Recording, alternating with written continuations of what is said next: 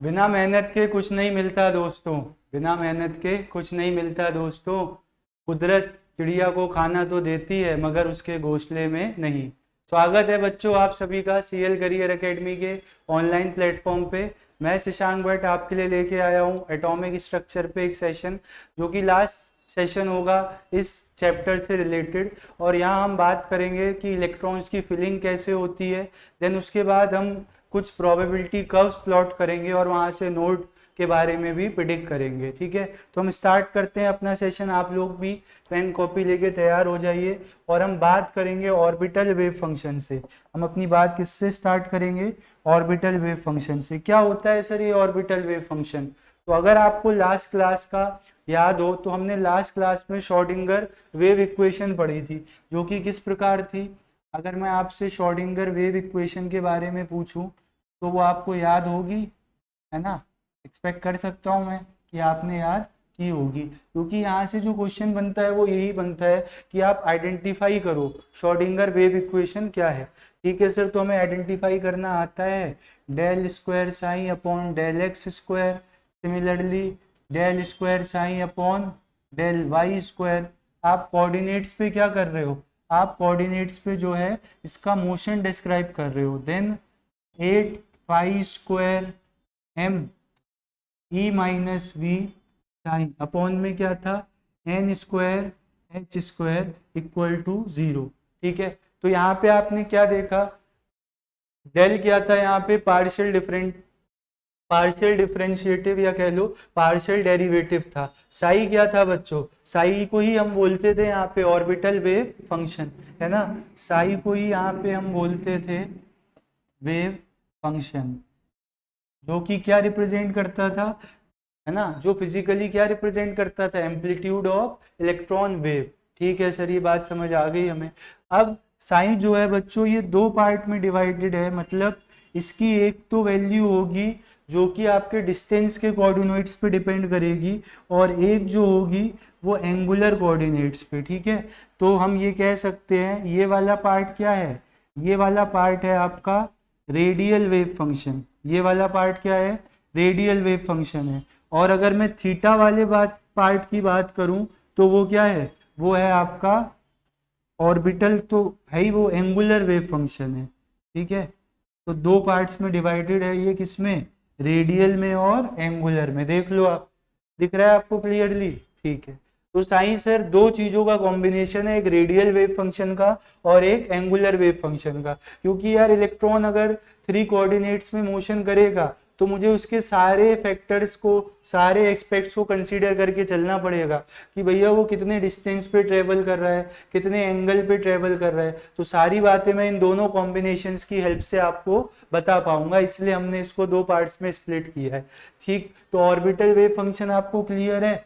चलो फिर अब बात करते हैं कि क्या ऑर्बिटल क्या होती थी। सर वो रीजन जहां पे इलेक्ट्रॉन मिलने की प्रोबेबिलिटी मैक्सिमम होती थी, है ना? या ये कह लो इलेक्ट्रॉन जो है अपना मैक्सिमम टाइम उसी रीजन में स्पेंड करता था।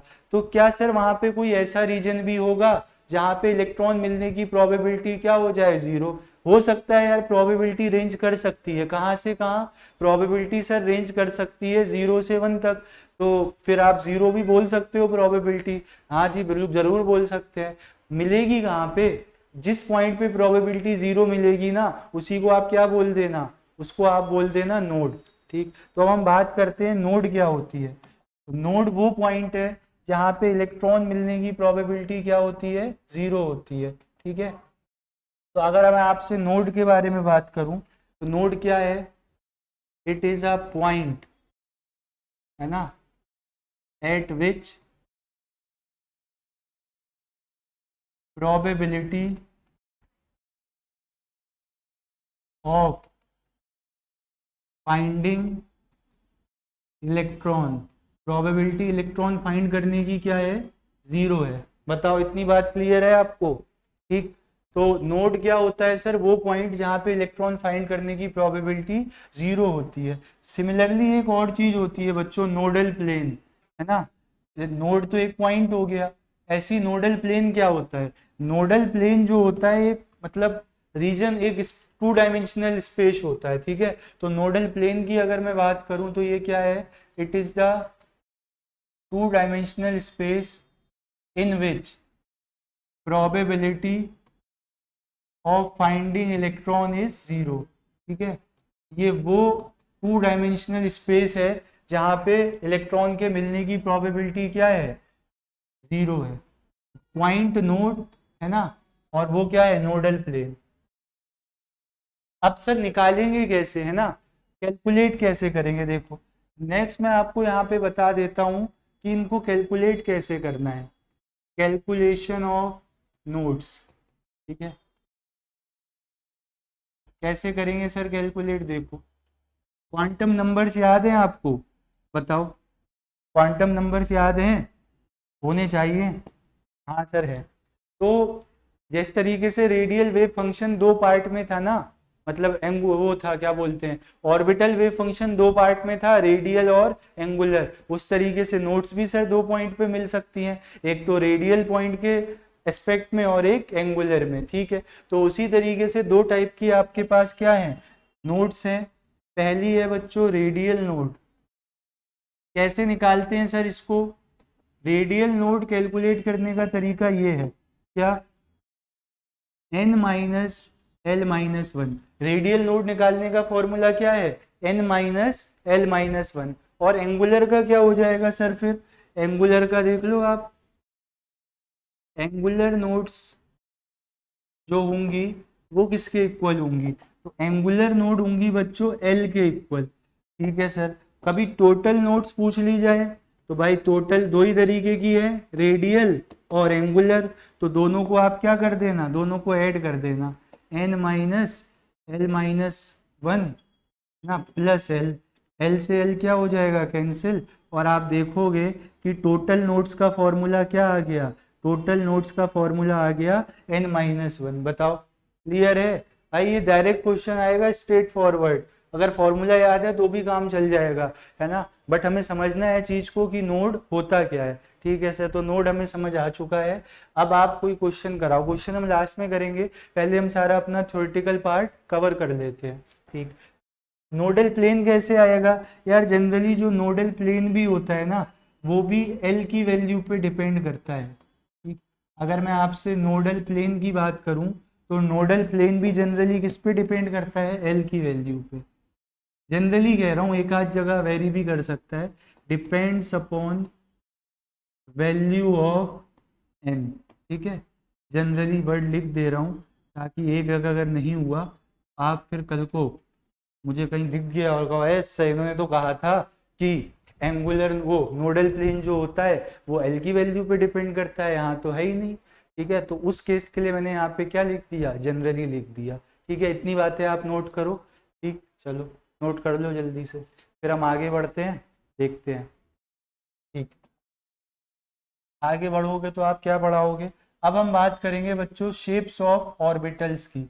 अलग अलग ऑर्बिटल्स होती हैं, ये तो आपने देखा ही है, कैसे कितनी होती हैं सर है ऑर्बिटल्स, यार नंबर ऑफ ऑर्बिटल्स किस पे डिपेंड करती थी, possible values of magnetic quantum number पे, है ना।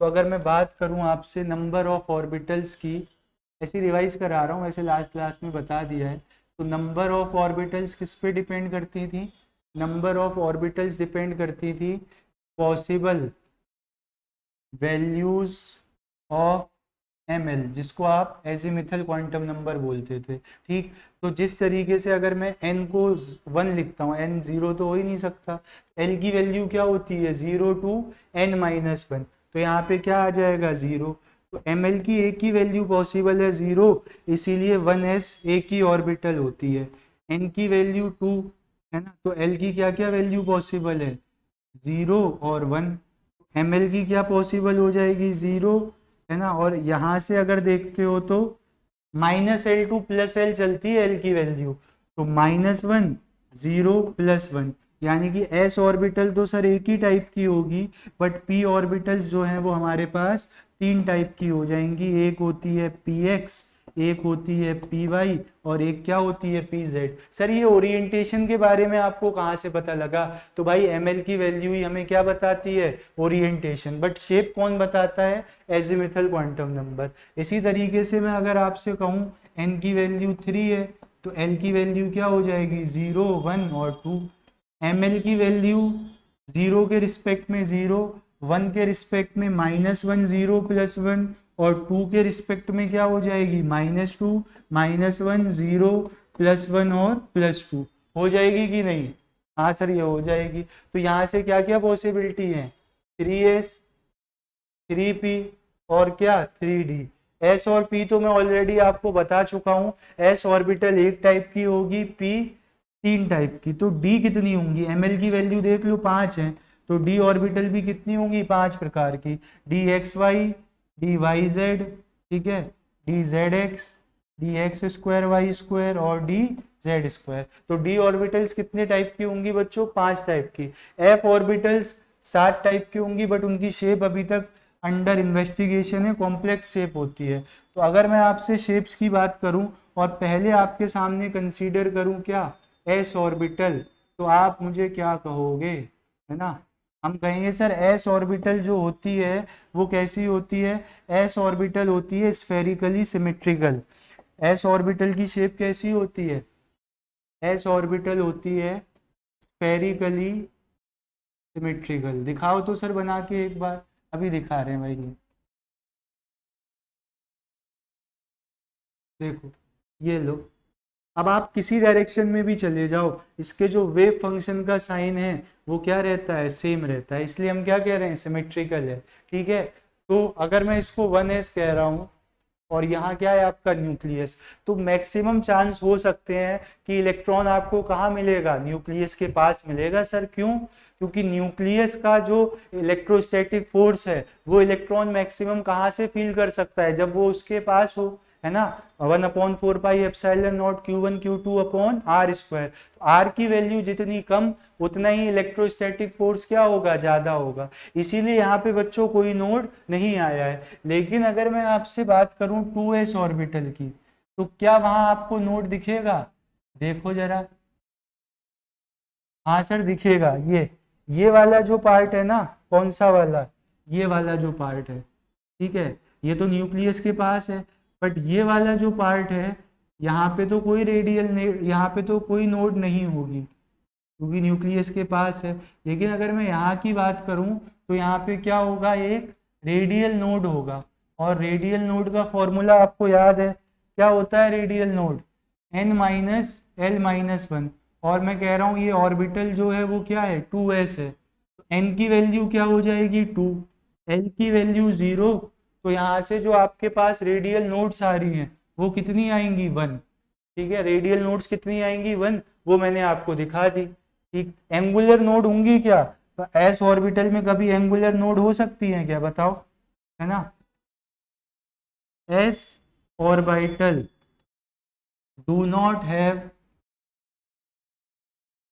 Angular node. ठीक है, एंगुलर नोड इनके पास नहीं होंगी।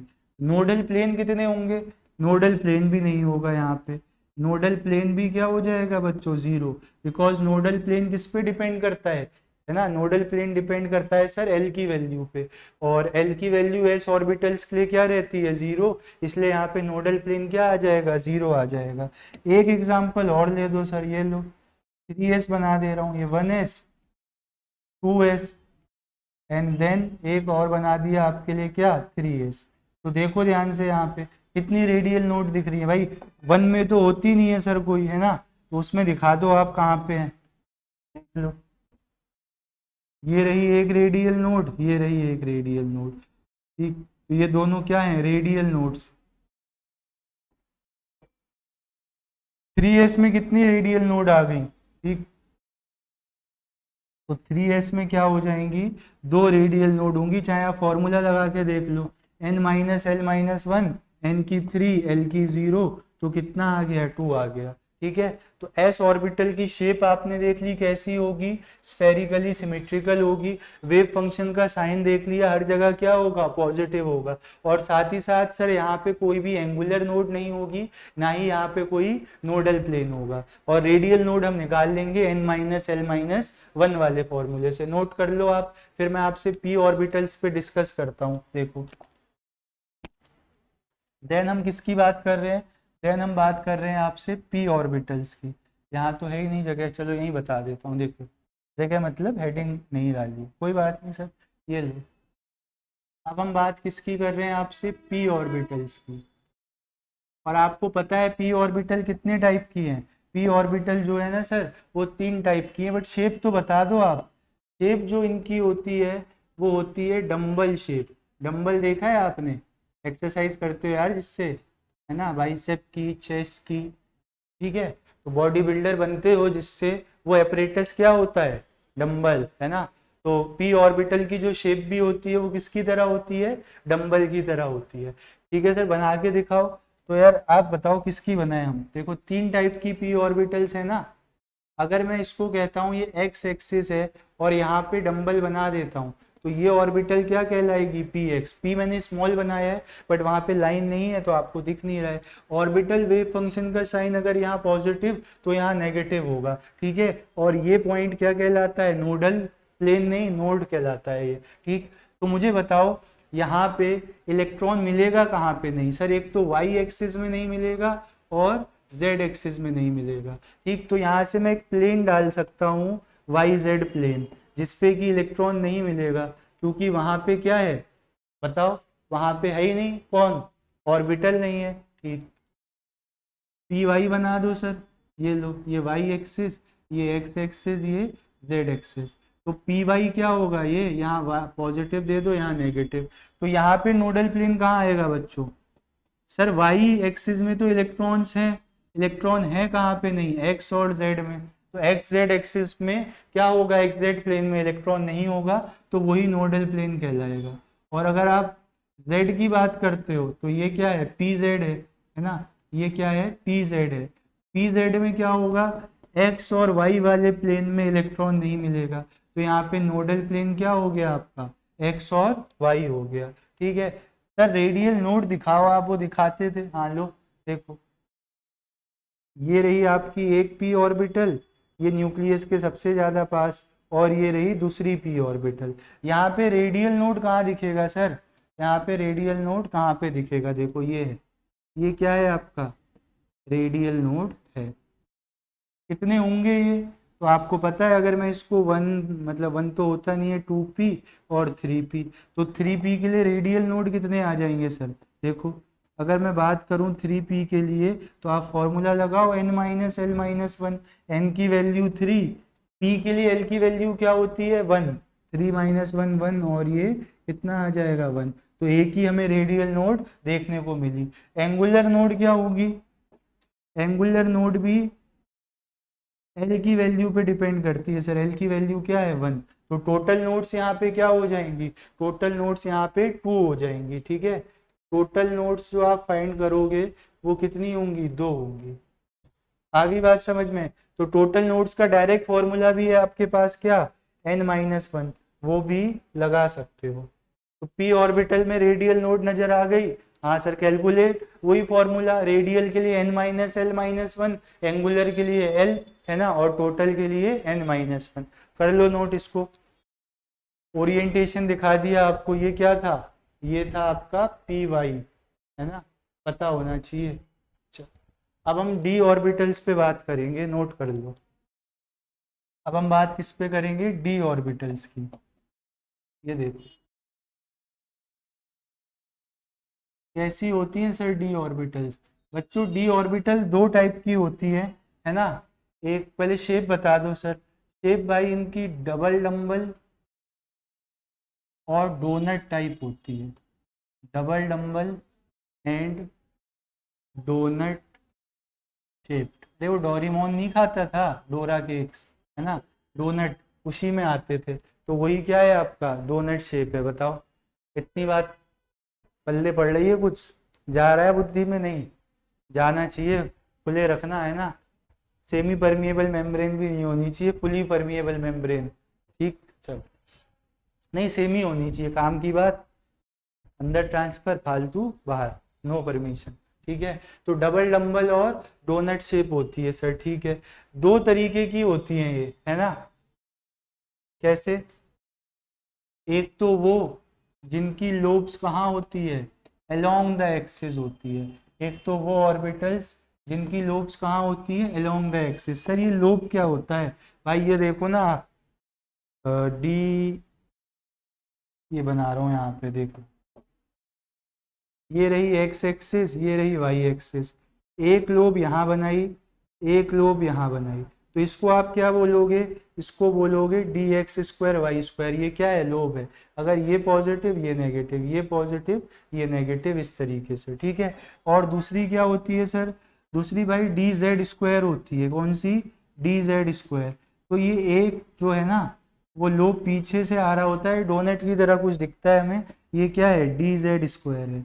और दूसरी टाइप की पी ऑर्बिटल्स कौन सी है, दूसरी वो है जिनकी लोब्स, डी ऑर्बिटल, जिनकी लोब्स कहाँ हैं, अलोंग द एक्सिस तो हो गया। अब मैं बात करता हूँ आपसे बिटवीन द एक्सिस, जिनकी लोब्स कहाँ पे हैं, जिनकी लोब्स हैं बिटवीन द एक्सिस। तो वो कौन होती हैं सर, वो भाई वो वही होती हैं। कौन कौन सी, अगर ये आपका x और y कोऑर्डिनेट है और इनके बीच में लोब लाई कर रहा है, तो ये क्या हो जाएगा, डी एक्स वाई। ये रही आपकी y और z कोऑर्डिनेट। ठीक, तो यहाँ पे अगर कोऑर्डिनेट किसी को भी कुछ भी मान सकते हो, बस तीनों आपस में क्या हो, 90 डिग्री पे हो। और इधर बनाऊं अगर, तो क्या आ जाएगा आपका, जेड एक्स रह गया है ना, इसको बना लो, तो ये क्या आ गया, ये आ गया आपका डी जेड एक्स। बताओ, 5 टाइप की डी ऑर्बिटल समझ आ गई, है ना। 5 टाइप की डी ऑर्बिटल्स हैं सर। ठीक है, जिसमें 2 में क्या होता है, लोब्स अलोंग द एक्सिस होते हैं, और 3 में क्या होता है, लोब्स बिटवीन द एक्सिस होते हैं। सर नोडल प्लेन बताओ कहाँ पे होगा। देखो, अगर मैं आपसे नोडल प्लेन की बात करूं, ठीक, तो नोडल प्लेन आप कहाँ देखोगे, देखना जरा, देखो ध्यान से, इसमें बताऊं पहले, यहाँ पे नोडल प्लेन कहाँ पे होगा, ये लोब किस में है, अभी एक्स वाई में है ना। ठीक, तो यहाँ पे आपको नोडल प्लेन देखने को मिलेगा। देखो, अगर मैं आपसे यहाँ नोडल प्लेन की बात करूँ, तो आपको नोडल प्लेन देखने को मिलेगा, एक तो एक्स जेड और एक क्या हो जाएगा, वाई जेड, क्योंकि इलेक्ट्रॉन डेंसिटी कहाँ पे है, एक्स वाई में। सिमिलरली यहाँ पे क्या हो जाएगा, नोडल प्लेन एक्स वाई हो जाएगा, है ना। नोडल प्लेन क्या होगा, एक्स वाई, एक्स जेड में है तो वाई जेड भी आपका क्या है, नोडल प्लेन है। बताओ, यहाँ देखो नोडल प्लेन कौन सा है, 2 होंगे ये तो श्योर हो ना, क्योंकि सर आपने लिखवाया था जनरली जो नोडल प्लेन्स होते हैं उनकी वैल्यू एल के वैल्यू के बराबर होती है, तो डी के लिए एल की वैल्यू कितनी होती है, 2। ठीक है, यहाँ इलेक्ट्रॉन डेंसिटी कहाँ है, एक्स और जेड एक्सिस में। ठीक है, तो यहाँ पे नोडल प्लेन कहाँ हो जाएगा, एक्स वाई और वाई जेड। ये तो सेम ही आ गया यार, वाई जेड था ना। अच्छा, वहां पे करेक्शन कर दो, एक्स वाई और आपका क्या हो जाएगा, एक्स वाई हो गया, एक्स जेड कर लो, यहाँ पे क्या कर लो, एक्स जेड कर लो। समझ आ रही है बात। यहाँ बताओ सर नोडल प्लेन, यहाँ भाई 2 नोडल प्लेन होंगे 45 पे, है ना, 2 नोडल प्लेन होंगे। ठीक है, at 45 degree from x and y axis.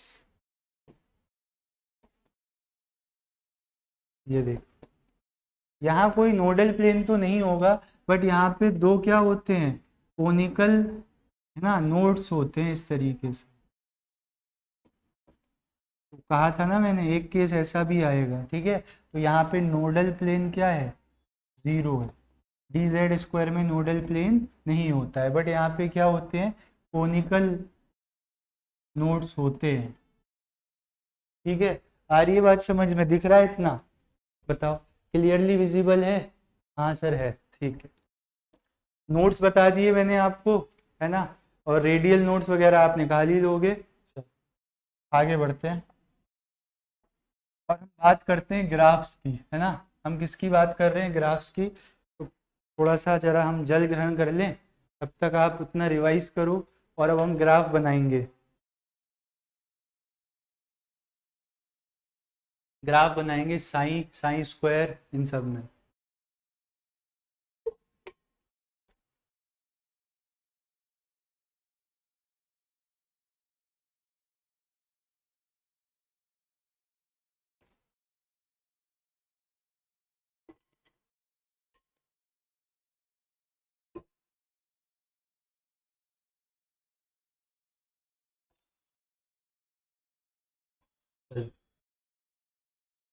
हो गया यार, 1 मिनट का ब्रेक बहुत है, पानी उनी पी लिया है। तुम तो अपने साथ साथ में रख के बैठे होगे बाटली, वहीं से एक एक, है ना, 45 ml जा रहा होगा। क्या कह रहे हो सर, 45 ml? चलो जितना भी आप पी रहे हो कैपेसिटी के अनुसार अपनी देखो। अब हम बात कर रहे हैं ग्राफ की। साई याद है ना आपको, साई राम साई श्याम साई भगवान, याद है? हाँ सर याद तो है। तो भाई साई होता क्या था पहले ये बताओ। सर साई तो होता था वेव फंक्शन। साई क्या होता था, वेव फंक्शन। तो वेव फंक्शन, है ना, और आर यहाँ पे क्या है, डिस्टेंस। तो हम वेव फंक्शन को डिस्टेंस के रिस्पेक्ट में प्लॉट कर रहे हैं। तो देखो, दो टाइप की ऑर्बिटल्स के लिए यहाँ पे कर्व बनाओगे आप। एक तो एस ऑर्बिटल्स के लिए बनाओगे, है ना, और दूसरा किसके लिए बनाओगे, पी ऑर्बिटल के लिए।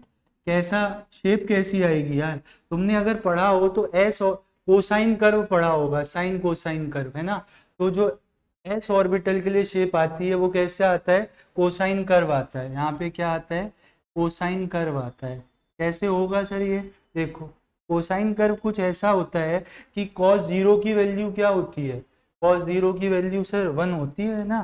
तो स्टार्ट शुरू करते हैं हम इस तरीके से, और आपका कर्व ऐसे चलता है, इसको क्या बोला जाता है, कोसाइन कर्व। और पी ऑर्बिटल के लिए जो कर्व चलता है वो कैसा चलता है, साइन कर्व, है ना, साइनोसोडल कर्व। वो कैसा होता है, वो होता है सर हमारी लाइफ की तरह। हमारा जिंदगी शुरू होती है जीरो से, हम बनते हैं हीरो, फिर जीरो बन जाते हैं अर्श से फर्श पे, फर्श से अर्श पे, और इस तरीके से हमारी जिंदगी चलती रहती है। तो ये क्या है, साइन कर्व है। ये किसके लिए बनेगा, पी ऑर्बिटल के लिए। ये है कोसाइन कर्व, ये किसके लिए बनेगा, ये बनेगा एस ऑर्बिटल्स के लिए। ठीक है सर, और क्या बता सकते हो आप, भाई हर एक जो फेज है ना, ठीक है, इसमें जो हर एक फेज है आपका, each phase in curve represent one orbital. हर एक फेज क्या रिप्रेजेंट कर रहा है, एक ऑर्बिटल को रिप्रेजेंट कर रहा है। दूसरी बात, last phase should not touch x axis. जो आपका लास्ट फेज है उसको कभी भी आप एक्स एक्सिस से टच मत कराना। होगा क्या, आप यहाँ पे प्लॉट कर रहे होगे डिस्टेंस, यहाँ पे वेव फंक्शन। तो अगर आप उसको लास्ट में जीरो से टच करवा दोगे ना, तो आप ये कह रहे हो कि भाई उस पॉइंट पे आके क्या हो गया, वेव रुक चुकी है ना, इलेक्ट्रॉन डेंसिटी बस वहीं तक मिल सकती है। ऐसा नहीं है, इलेक्ट्रॉन डेंसिटी आपको इन्फिनिटी तक मिल सकती है। ठीक, इन बातों को ध्यान रखते हुए हम ग्राफ प्लॉट करें। ठीक है, आओ जरा 1s के लिए बना के दिखाओ सर। 1s के लिए देखो, 1s के लिए देखो कैसा बनेगा। s के लिए क्या बनता है, कोसाइन कर्व बनता है सर। ये रहा 1s, यहां से स्टार्ट करोगे। अब ध्यान रखना, एक फेज एक ऑर्बिटल, तो 1s में तो 1 ही है, तो इस तरीके से, और लास्ट को फिर टच नहीं करना है। तो ये ग्राफ किसके लिए है, 1s के लिए। यहाँ क्या था, साइन आर, और यहाँ पे क्या था, आर। क्या कोई नोड नजर आ रही है आपको, नहीं सर, यहाँ पे नोड्स तो क्या है, बिल्कुल ना, है ही नहीं सर। नोड क्या है यहाँ पे, जीरो, और होता भी है 1s में क्या होती है, नोड होती नहीं है। 1 माइनस जीरो माइनस 1 क्या आ जाएगा, जीरो। 2s का बना के दिखाओ सर, 2s का, ये लो 2s का बना लो आप। स्टार्ट तो भाई s का कोसाइन कर्व होगा, इस तरीके से ऐसे चलेगा। ठीक, तो ये 1s वाला है ना, ये 2s वाला, इसके रिस्पेक्ट में साई आर वर्सेस आर। क्या कोई नोड नजर आई सर यहाँ पे, हाँ यार आई तो नोड, कहाँ पे नजर आई देखो तो, नोड आपको नजर आएगी, ये वाला पॉइंट क्या है आपका, नोड है। नोड नजर आ रही है, ये वाला पॉइंट क्या है, नोड है। तो आपको यहाँ पे दिख गया नोड कितना है, एक फॉर्मूले से भी निकाल लेना, 2 माइनस 0 माइनस 1 कितना आएगा, 1 आ जाएगा। ठीक है, तो ये रही आपकी नोड।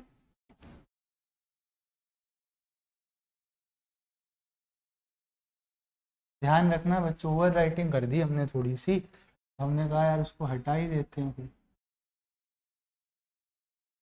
ठीक है, आ जाओ।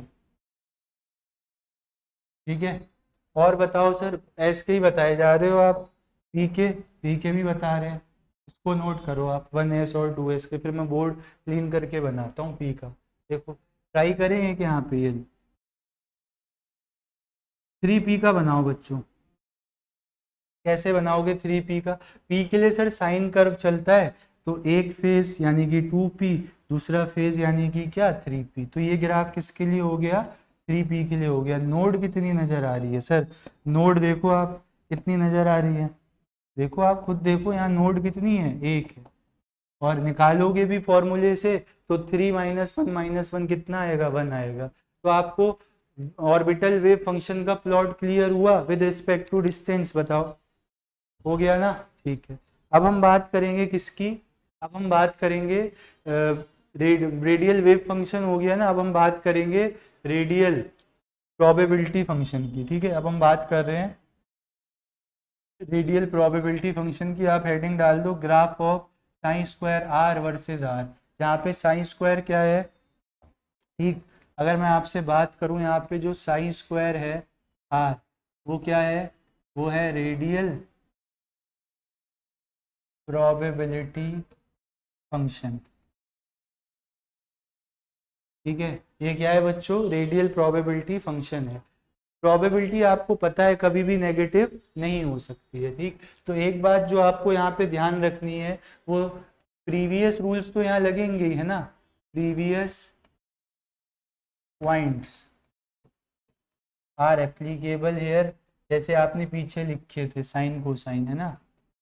बस एक बात जो आपको ध्यान रखनी है यहाँ पे, वो क्या है, but here the curve will never go in negative axis.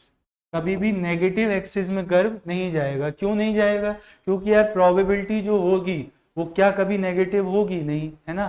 तो प्रोबेबिलिटी कभी नेगेटिव हो नहीं सकती, because probability can never be negative. ठीक, आगे बात समझ में। और क्या ध्यान रखना है, विद जो जैसे जैसे एल की वैल्यू बढ़ेगी, with increase in value of L, peak of curve decreases. आपको कर्व की पीक की हाइट क्या होगी, कम होती हुई मिलेगी। बताओ, इन पॉइंट्स को रीड करो, कुछ तो पिछले वाले पॉइंट्स ही लगेंगे, है ना, कि एस ऑर्बिटल के लिए कोसाइन कर्व और पी ऑर्बिटल के लिए साइन कर्व। लास्ट वेव मतलब लास्ट वाले आपको वेव को टच नहीं करवाना है, किससे, एक्स एक्सिस से। ठीक, वो सब बातें ठीक है आपकी, बट ग्राफ कभी भी नेगेटिव एक्सिस में नहीं जाएगा। तो बनाया जाए ग्राफ, देखो फिर मैंने कहा भाई आप ग्राफ अब ये क्यों बना रहे हो सर नीचे को, चलो बना दिया। अब आप बनाओ 2s के लिए, कैसा बनेगा देखो सर, साइन कर्व बनेगा, बट वो नीचे नहीं जाएगा, इस बार यहीं रह जाएगा घूम के। ठीक है, तो जैसे ये 1s के लिए एल की वैल्यू तो सेम ही है यहाँ पे, तो देखो आप क्या आएगा, ये रहा 1s के लिए, ये रहा 2s के लिए। यहाँ प्लॉट किया था psi square r versus r plot किया था। नोट्स देखो, ये रही आपकी क्या, ये रही एक रेडियल नोड। तो नोड वही अपने फॉर्मूले से आप निकाल सकते हो, कोई दिक्कत नहीं है। और देखो सर 3s के लिए बता दो सर, बहुत कृपा होगी आप, ये लो 1s 2s और ये क्या है 3s। लास्ट वाला आप देख रहे होगे मैं एक्स एक्सिस से टच नहीं कर रहा हूँ, लास्ट वाला मैं एक्स एक्सिस से टच नहीं कर रहा हूँ। तो यहाँ पे नोट्स कितनी आएंगी सर, यहाँ पे नोट्स कितनी आएंगी, ये लो एक नोड, ये एक नोड कितनी आ रखी हैं, 2, और आती भी 3 - 0 - 1 से 2। ठीक है, तो ये ग्राफ किसके लिए, 3s के लिए। पी के लिए बता दो सर, तो इस बार 4p के लिए बताओ, 4p के लिए बनाओ, बनाओ तो ना साइन कर्व चलेगा सर।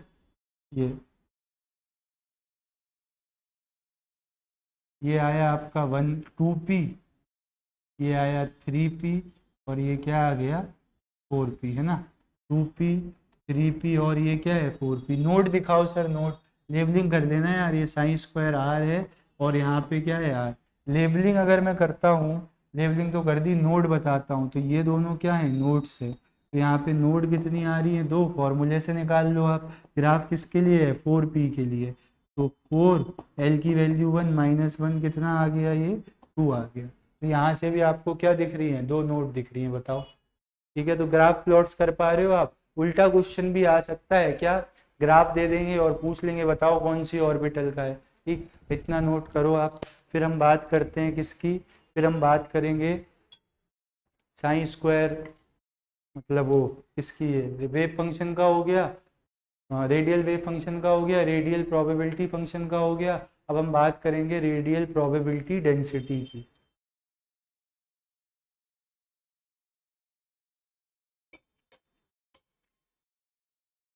चलो जी, आ जाओ। बहुत गला सूख रहा है यार आज तो। देखो, अब हम बात करेंगे किसकी, 4πr² साइन स्क्वायर। क्या है सर ये, किस बला का नाम है। देखो, अगर मैं आपसे बात करूं इसकी ना, 4πr² साइन स्क्वायर की, तो ये क्या है, ये है रेडियल प्रोबेबिलिटी डेंसिटी, है ना। डेंसिटी क्यों बोल रहे हो यार, पूरी वॉल्यूम को कवर कर रहा है ना वो। 4πr² लगा दिया आपने, पूरे स्फेयर की वॉल्यूम कंसीडर कर रहे हो आप। ठीक है, तो यहाँ पे जो आपको बात ध्यान रखनी है, यहाँ पे जो आपको बात ध्यान रखनी है वो ये है कि ऑल कर्व्स फॉलो साइन। कैसा ग्राफ बनेगा, साइन का बनेगा। दूसरी बात, with increase in value of n and l, जो कि क्या है, प्रिंसिपल और एजिमिथल क्वांटम नंबर। ठीक है, with increase in value of n and l, height of peak decreases. Peak height क्या हो जाएगी, डिक्रीज हो जाएगी। इस बात का आप विशेष ध्यान रखेंगे, रखेंगे सर, क्यों नहीं रखेंगे। ठीक है, बना के दिखाओ। इस बार मैं एक ही में बना रहा हूँ सारे प्लॉट। जय श्री राम। देखो, 4πr² साइन स्क्वायर, और यहाँ पे क्या है यार, बनाओ सर, बनाओ बनाओ बनाओ। ये देखो आप, अलग अलग बना रहा हूँ मैं आपके लिए। ठीक है, सब साइन करेंगे तो ये रहा आपका क्या, 1s, लास्ट को टच नहीं करना है। ठीक, और देखो, और देखो, ये रहा 2p, और देखो अभी, और देखो, और देखो, ये रहा क्या 3d, और देखो, और देखो, ये क्या है 3d है। और येलो वाला क्या था, 2p था। वाइट वाला क्या था, 1s था। और देखो, और देखो, 4f देखो,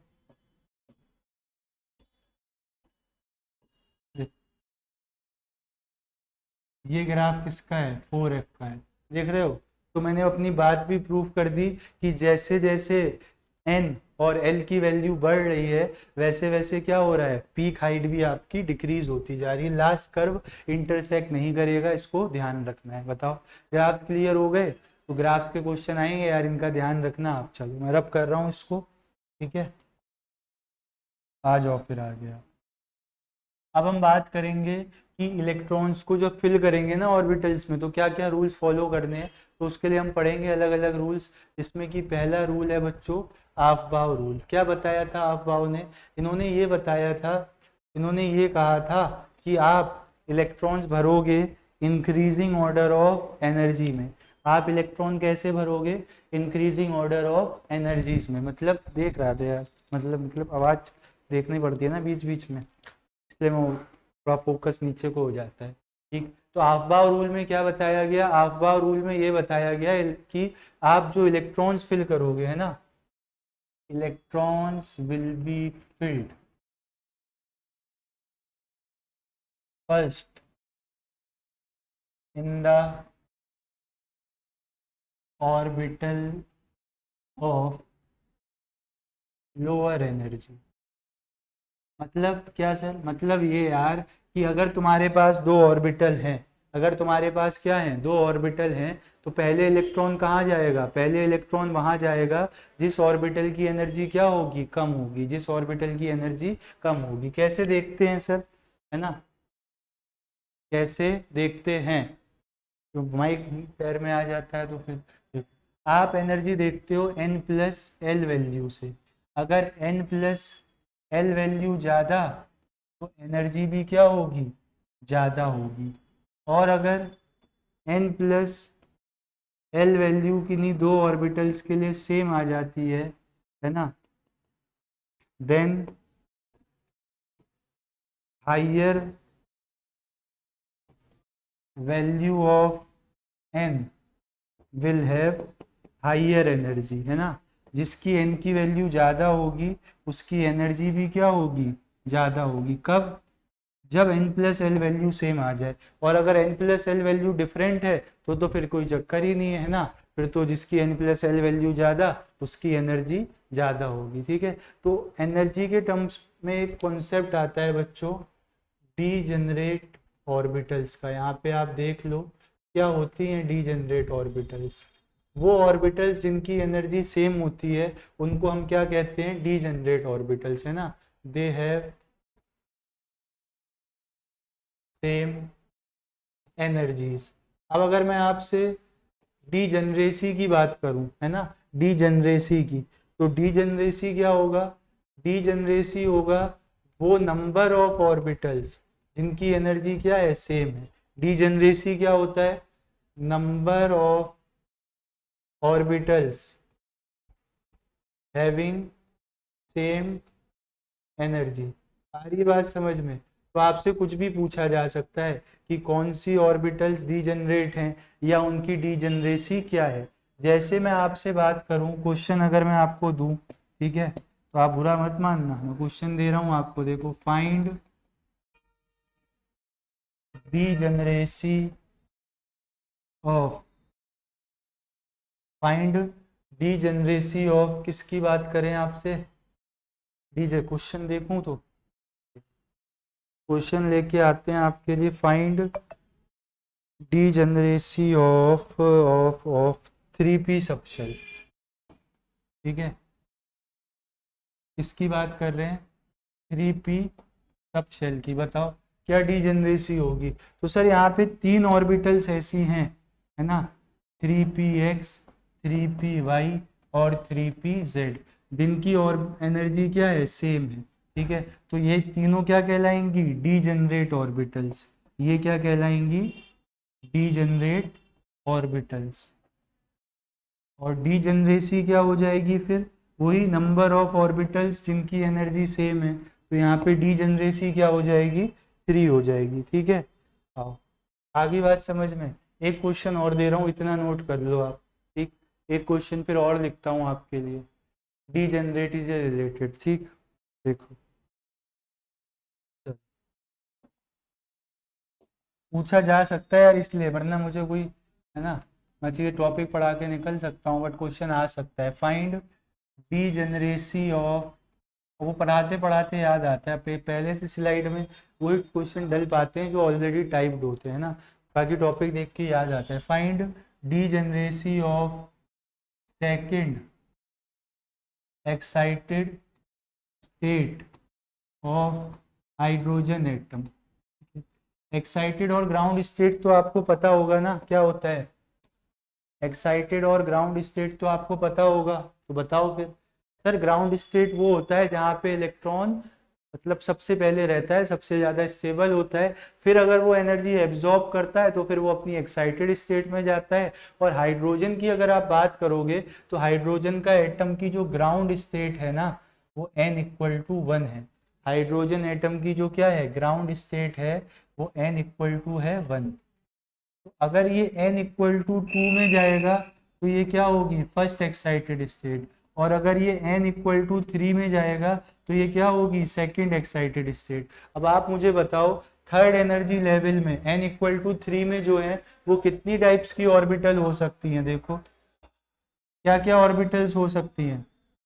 एक तो सर एस सबशेल हो सकता है, एक पी सबशेल हो सकता है, और एक क्या हो सकता है, डी सबशेल। तो अगर आपको ये बात ध्यान हो तो एक बात आप नोट करके यहाँ लिख सकते हो कि फॉर मोनो इलेक्ट्रॉनिक स्पीसीज, है ना, इसके लिए for mono electronic species energy depends upon, किस पे depends upon value of n। अगर n की वैल्यू सेम है किसके लिए, मोनो इलेक्ट्रॉनिक के लिए, जैसे आपका हाइड्रोजन था, तो हाइड्रोजन में अगर सिंगल इलेक्ट्रॉन है तो फिर चाहे वो सेकंड एक्साइटेड स्टेट में हो चाहे वो थर्ड एक्साइटेड स्टेट में हो, वहां पे होने वाले सबशेल्स की ऑर्बिटल्स की एनर्जी क्या रहेगी, सेम। तो 3s में बच्चों एक ऑर्बिटल होती है, 3p में 3 और 3d में कितनी है, 5 है। तो 5 3 8 1 9, 9 ऑर्बिटल्स हैं जिनकी एनर्जी क्या है, सेम है। 9 ऑर्बिटल्स हैं जिनकी एनर्जी सेम है। तो बताओ आप यहाँ से डीजेनरेसी कितनी हो जाएगी, ठीक है। तो अगर सर हम आंसर की बात करें तो यहाँ पे डीजेनरेसी जो है वो हो जाएगी 9। भाई प्लस माइनस देख लेना, गणित हमारी ऐसे ही है। बताओ डीजेनरेसी कितनी हो जाएगी 3। ये पॉइंट ध्यान रखना कि मोनो इलेक्ट्रॉनिक स्पीसीज के लिए एनर्जी डिपेंड करती है एल की वैल्यू पे। ठीक ठीक है सर, चलो नोट कर लो, आगे बढ़ते हैं फिर। ठीक है, और मल्टी इलेक्ट्रॉन स्पीसीज के लिए क्या होगा, जैसे जैसे नंबर ऑफ इलेक्ट्रॉन्स बढ़ते जाते हैं ना, ठीक है, तो एनर्जी क्या होती जाएगी आपकी, मुझे बताओ, सोच के बताना, अभी क्वेश्चन आएगा। ठीक है, नेक्स्ट रूल क्या है, Pauli's exclusion principle. Next rule क्या है, पॉलीज एक्सक्लूजन प्रिंसिपल। ये रूल ये बताता है कि आपके पास 4 सेट ऑफ क्वांटम नंबर्स हैं, है ना, उसमें से होता क्या है कि चारों के चार जो है वो हमेशा सेम नहीं आ सकते। यही बात यहाँ पे बताई गई है। ठीक, देखो आउट ऑफ 4 क्वांटम नंबर्स 1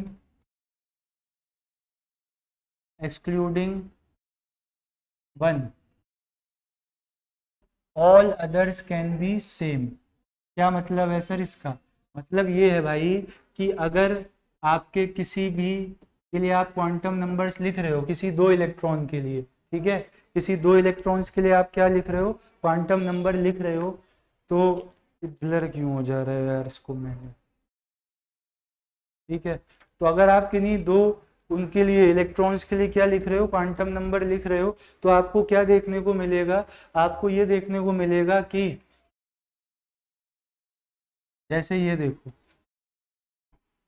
ये रहा आपका 4s, इस इलेक्ट्रॉन की कहानी यहाँ बयां करेंगे हम, इस इलेक्ट्रॉन की कहानी यहाँ पे देखो ध्यान से, n की वैल्यू 4, l की वैल्यू 0, ml की वैल्यू 0, ms क्या होता था, स्पिन, तो प्लस हाफ होगी। इसके लिए लिखो n की वैल्यू 4, l की वैल्यू 0, ml की वैल्यू 0, बट ms की क्या होगी, माइनस हाफ होगी। ms की क्या होगी, माइनस हाफ, क्योंकि सेम सब शेल मतलब सेम ऑर्बिटल में 2 इलेक्ट्रॉन्स आ सकते हैं, बट कैसे, अपोजिट स्पिन के।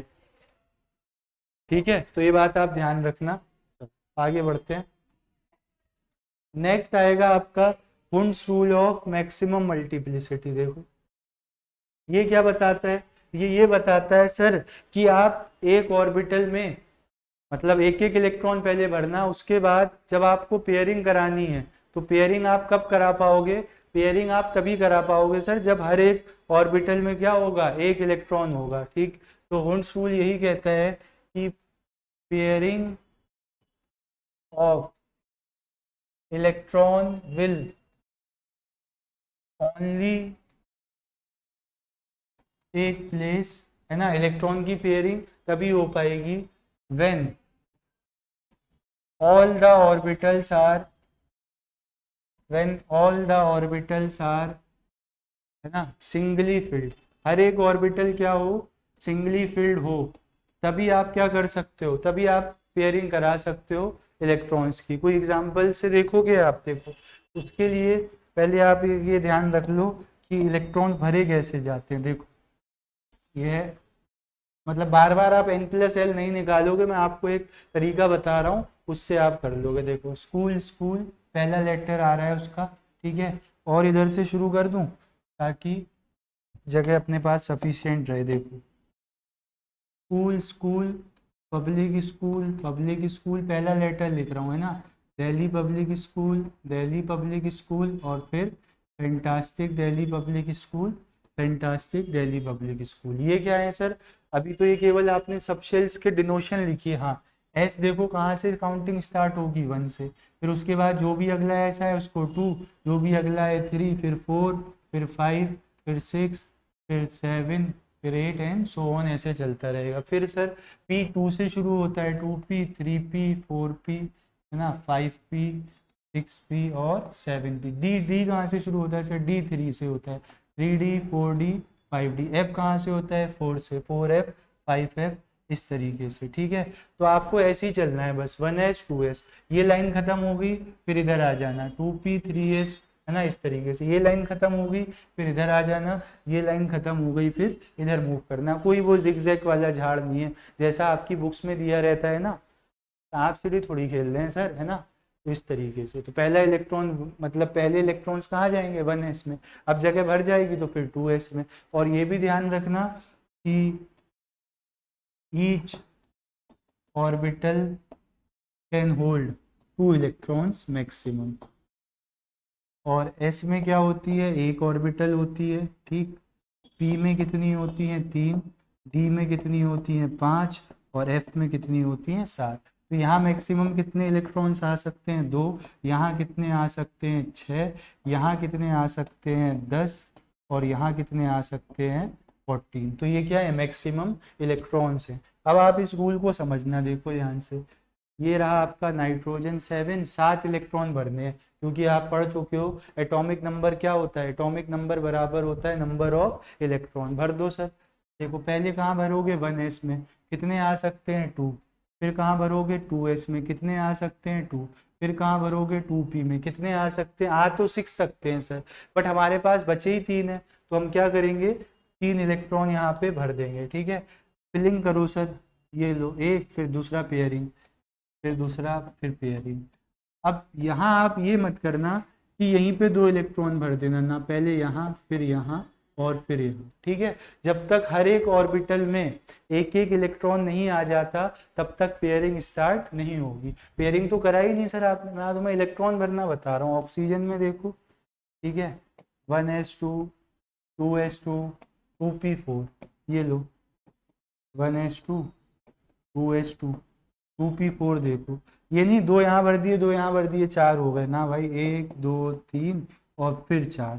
पेयरिंग कब कराना स्टार्ट करोगे, जब हर एक ऑर्बिटल में एक एक इलेक्ट्रॉन आ चुका होगा। वुंस रूल क्लियर हो गया, इलेक्ट्रॉन कैसे फिल करते हैं वो हो गया, ठीक है। अब एक दो लोग हैं जो थोड़ी लफड़ा करते हैं, एबनॉर्मल कन्फिगरेशन शो करते हैं, एक बार देख लो आप, लिख लो, ठीक है, और स्क्रीनशॉट ले लेना। इसके बाद हम बात करते हैं जब कोई एबनॉर्मल कन्फिगरेशन शो करता है। देखो कौन कौन है वो, एक तो क्रोमियम है और एक कौन है, कॉपर है, ठीक।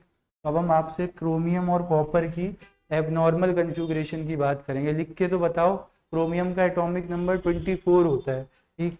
तो अगर आप एक्सपेक्ट जो करते, आप एक्सपेक्ट ये करते chromium 1s2, 2s2, 2p6, 3s2, है ना, 3p6, 4s2, 3d2, आप ये एक्सपेक्ट करते, ये क्या था आपका एक्सपेक्टेड था। तो मैं इसको कंडेंस भी कर सकता हूँ बच्चों, उसके लिए बस आपको नोबल गैसेस के एटॉमिक नंबर याद होने चाहिए, जैसे हीलियम का 2, है ना, नियोन का 10, आर्गन का 18, ठीक है, इस तरीके से आपका है। क्रिप्टॉन का 36, जेनॉन का 54, है ना, रेडॉन का 86। तो करना क्या होता है, जो नोबल गैस सबसे पास आ रही होती है ना उसको वैसे ही लिख दो, जैसे यहाँ पे देखो आप 2, 2, 4, 6, 10 और 2, 12 और 6, 18। 18 किसका होता है, आर्गन का होता है। तो मैं इसको कंबाइन करके क्या लिख सकता हूँ, आर्गन 18 लिख सकता हूँ। और यही क्या है आपकी, यही कहलाती है आपकी कंडेंस इलेक्ट्रॉनिक कन्फ्यूग्रेशन। ये वैल्यू क्या है, ये एक्सपेक्टेड वैल्यू है। बट देखा ये गया कि जो इलेक्ट्रॉनिक कन्फ्यूग्रेशन आती है वो क्या आती है, वो आती है 4s1 3d5। ये क्या है बच्चों, एक्चुअल कन्फ्यूग्रेशन है।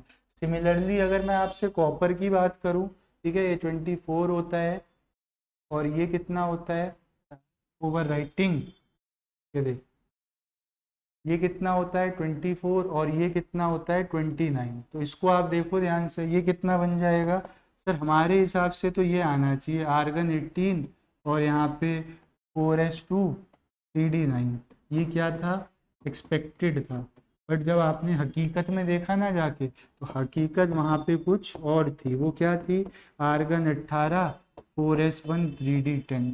हकीकत क्या थी मैंने बता दी, तुम समझाने की कोशिश करोगे मुझे, समझाओ तो ऐसा हुआ क्यों, बताओ ऐसा क्यों हुआ कि जो आपने एक्सपेक्ट किया वो मिला ही नहीं।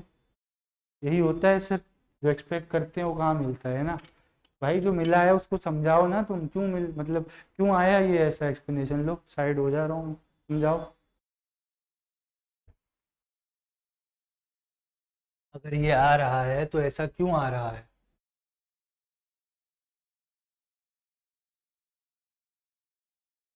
इसको इलेक्ट्रॉन्स भरो ऑर्बिटल्स में, यहाँ पे इलेक्ट्रॉन्स भरो 3d, 1 2 3 4 5। देखो एक ये बनाया मैंने, एक ये, कौन सा सुंदर लग रहा है, क्यों रे बहुरिया कौन सा सुंदर लग रहा है बताओ, हैं कौन सा तमो भालोभासी बताओ। भाई इसमें 4 इलेक्ट्रॉन आए सर, तो देखने में कुछ सुंदर नहीं, यहाँ हर एक ऑर्बिटल में एक एक इलेक्ट्रॉन है। तो बचुआ इसी को कहते हैं क्या, सिमेट्री। यहाँ देखो जो एक्सपेक्टेड आया था वो बनाओ तो, ये था सर 6 7 8। और जो आपने लिखा एक्चुअल, उसका तो क्या ही कहना, माशाअल्लाह सुबहान अल्लाह, 5 6 7 8 9 और 10। देख लो तुम अपनी आंखों से देखो और बताओ कौन सा अच्छा लग रहा है। आप कहोगे सर यहाँ पे ये और यहाँ पे ये, रीजन है सिमेट्री। सिमेट्री जो है बच्चों वो चीज़ों में सुंदरता ऐड कर देती है। देख लो जाके ताजमहल, किसी भी एंगल पे किसी भी साइड से आप खड़े हो जाओ, हर जगह से आपको सेम व्यू मिलता है ताजमहल का, है ना, आसपास का नहीं, वो तो डिपेंड करता है सराउंडिंग में कौन है, ठीक है। बट ताजमहल का जो व्यू है वो चारों तरफ से आपको एक जैसा दिखता है। रीजन है सिमेट्री और सिमेट्री है सुंदरता। तो सुंदरता के चलते, क्या केवल बस सुंदर देख के सर आपने इसको एक्चुअल बोल दिया, नहीं, है ना, और भी चीज़ें हैं। देखो एनर्जी का भी था मैटर, तो मैं आपको समझाता हूँ ऐसा क्यों होता है। एबनॉर्मल कन्फ्यूग्रेशन होती क्या है वो समझ आ गई आपको, ये सही वाली है, ये सही वाली है। अब इसका मैं रीजन बताने जा रहा हूँ आपको, ठीक है, तो ध्यान से देखना आप। It is due to following reasons. दो वजह से होता है सर ऐसा, बता भी, एक तो आपने बता दी है ना, एक क्या है, सिमेट्री है।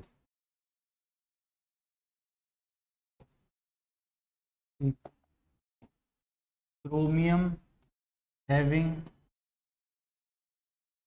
Half filled and copper having fully filled d orbitals have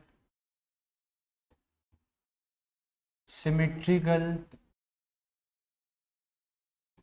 distribution of electrons, है ना, उनका क्या हो जाता है, सिमेट्रिकल डिस्ट्रीब्यूशन ऑफ इलेक्ट्रॉन हो जाता है, ठीक है सर। दूसरी बात क्या है, दूसरी है भाई एक्सचेंज एनर्जी, है ना। दूसरा फंडा क्या है, दूसरा फंडा है एक्सचेंज एनर्जी का। क्या होता है सर एक्सचेंज एनर्जी, जो सामान एक्सचेंज ऑफर में एक्सचेंज करने के लिए एनर्जी लगती है वो होती है क्या एक्सचेंज एनर्जी, नहीं, गलत बात। एक्सचेंज एनर्जी होती है कि इलेक्ट्रॉन जब अपनी पोजीशन एक्सचेंज करेगा तो उसकी एनर्जी क्या होगी, लूज होगी। अरे इसको ऐसे समझ लो सर, जैसे हमारी क्लास में हम अपनी सीट बहुत बार चेंज करते हैं, तो अगर इस लेक्चर में हम इस सीट पे बैठे, अगले में कहीं और, उससे अगले में कहीं और, तो हमारा वर्क करना के हमें वर्क करके वहाँ जाना पड़ रहा है, और हम वर्क करेंगे तो हमारी एनर्जी लूज होगी, एनर्जी लूज होगी तो हम खुरापात कम करेंगे, खुरापात कम करेंगे तो क्लास में क्या आएगी, स्टेबिलिटी ज़्यादा आएगी, है ना। क्लास में क्या आएगी, स्टेबिलिटी ज़्यादा आएगी। वही रीजन है ऑर्बिटल्स में, जब इलेक्ट्रॉन ज़्यादा बार एक्सचेंज करता है ना अपनी पोजीशंस को, तो वो बहुत ज़्यादा एनर्जी भी रिलीज करता है, और एनर्जी रिलीज करता है तो थर्मोडायनेमिकली उसको क्या मिल जाती है, उसको स्टेबिलिटी मिल जाती है। तो वही बात है यार, देखो एक बार मैं यहाँ बनाता हूँ आपके लिए D4, और एक बार मैं बना रहा हूँ आपके लिए D5। देख लेना मेरी ड्राइंग कितनी खतरनाक है। तो देखो आप अगर एक्सचेंज की बात करें तो ये अपनी पोजीशन यहाँ एक्सचेंज कर सकता है, यहाँ एक्सचेंज कर सकता है, यहाँ एक्सचेंज कर सकता है, ये यहाँ, सर ये यहाँ क्यों नहीं भाई, ये काउंट हो गया ना एक्सचेंज, ठीक है। और ये वाला इलेक्ट्रॉन अपनी यहाँ एक्सचेंज कर सकता है। टोटल एक्सचेंज कितने हो गए, 3 2 5, यहाँ पे 6 एक्सचेंज हो चुके हैं। वहाँ देखो आप इधर, ये यहाँ पे 1 2 3 4, ठीक है। और देखो सर, और देखो 5 6 7, और है क्या सर, हाँ और है, देखो 7 8, और है क्या, हाँ एक और है, 9। भाई कितने एक्सचेंज हो गए देखो तो, गिन लो, 4 3 7 2 9 1 10। तो यहाँ पे कितने एक्सचेंज हो गए, यहाँ पे 10 बार एक्सचेंज हुआ है। तो ज़्यादा एनर्जी सिस्टम ने कहाँ लॉस करी होगी, 10 एक्सचेंज में, है ना। तो यहाँ पे एनर्जी लॉस जो है वो क्या हुआ होगा, एनर्जी लॉस ज़्यादा हुआ होगा, ठीक है। तो हम ये कह सकते हैं कि higher the number of exchange greater is the loss in energy and क्या and higher is the stability, और हाइयर क्या हो जाती है, स्टेबिलिटी हो जाती है। तो हम ये कह सकते हैं, फाइनली हम ये कंक्लूड कर सकते हैं कि half filled and fully filled configurations are extraordinarily stable, है ना। वो एक्स्ट्रा ऑर्डिनरी क्या होती हैं, कुछ एक्स्ट्रा ही स्टेबल होती हैं। बताओ, इतनी बात क्लियर है। चलो, तो मेरे हिसाब से यहाँ पे अपना थ्योरेटिकल पोर्शन एंड होता है, इसके बाद हम क्वेश्चंस करेंगे, ठीक है। तो आप लोग जल्दी से इतना लिख लो, ठीक है, फिर हम क्वेश्चंस की तरफ बढ़ते हैं। तैयार, पेशेंस तो रखना पड़ेगा यार, है ना। क्लासेस में क्या पता भाई, अभी क्लासेस की ड्यूरेशन देखो, बहुत भयंकर ड्यूरेशन होती है क्लासेस की। अच्छा, मैग्नेटिक मूवमेंट भी है अभी, चलो मैग्नेटिक मूवमेंट भी बता देते हैं आपको, सब कुछ बताया है तो देखो। दो वजह से मैग्नेटिज्म होता है। एक तो जब आपका इलेक्ट्रॉन, है ना, जो क्या है, इलेक्ट्रॉन क्या करता है, ऑर्बिटल मोशन करता है इस तरीके से, ठीक है। इलेक्ट्रॉन यहाँ घूम रहा है, तो यहाँ पे क्या होता है, ऑर्बिटल मोशन होता है, ठीक। और एक है कि इलेक्ट्रॉन अपनी ही जगह पे रिवॉल्व कर रहा है ना, तो इसको क्या कहते हैं, स्पिन मोशन कहते हैं। तो मैं जो आपको मैग्नेटिक मूवमेंट बताने वाला हूँ वो स्पिन मोशन की वजह से जो अराइज होता है वो बताऊंगा, है ना। स्पिन मोशन की वजह से जो मैग्नेटिक मूवमेंट अराइज होता है, तो उसका सिंबल होता है म्यू एस, और फॉर्मूला होता है √n n+2, और यूनिट होती है bm, है ना, जिसको आप ये भी कह सकते हो क्या, बोहर मैग्नेट्रॉन। बताओ मैग्नेटिक मूवमेंट कैसे निकालते हैं, क्लियर हुआ, √n n+2। सर ये n क्या है, n क्या है भाई, n यहाँ पे है where n equal to number of unpaired electron. n क्या है, नंबर ऑफ अनपेयर्ड इलेक्ट्रॉन है। और अगर सर दोनों के कंट्रीब्यूशन से निकलेगा तो वो होता है √4s s+1 है ना, ठीक है, plus L, L plus one. यहाँ पे एस क्या होता है, स्पिन क्वांटम नंबर होता है, where s is equal to spin quantum number. But हमसे जो पूछा जाएगा वो यही वाला पूछा जाएगा, इसको आप ध्यान रखना, ठीक है, under root n, n plus two. ठीक, चलो नोट कर लो उसको। मैग्नेटिज्म भी देख लो, देखो अगर एन की वैल्यू ज़ीरो तो वो सब्सटेंस क्या होगा, डायामैग्नेटिक होगा, ठीक है। और अगर एन की वैल्यू ज़ीरो के इक्वल नहीं आती है तो वो क्या होगा, पैरामैग्नेटिक। क्या होते हैं डायामैग्नेटिक, डायामैग्नेटिक वो होते हैं बच्चों जिनको मैग्नेटिक फील्ड स्ट्रांगली क्या करती है, रिपेल करती है। और पैरामैग्नेटिक क्या होते हैं, पैरामैग्नेटिक वो होते हैं जिनको मैग्नेटिक फील्ड वीकली क्या करती है, अट्रैक्ट करती है, ठीक है। चलो आ जाओ।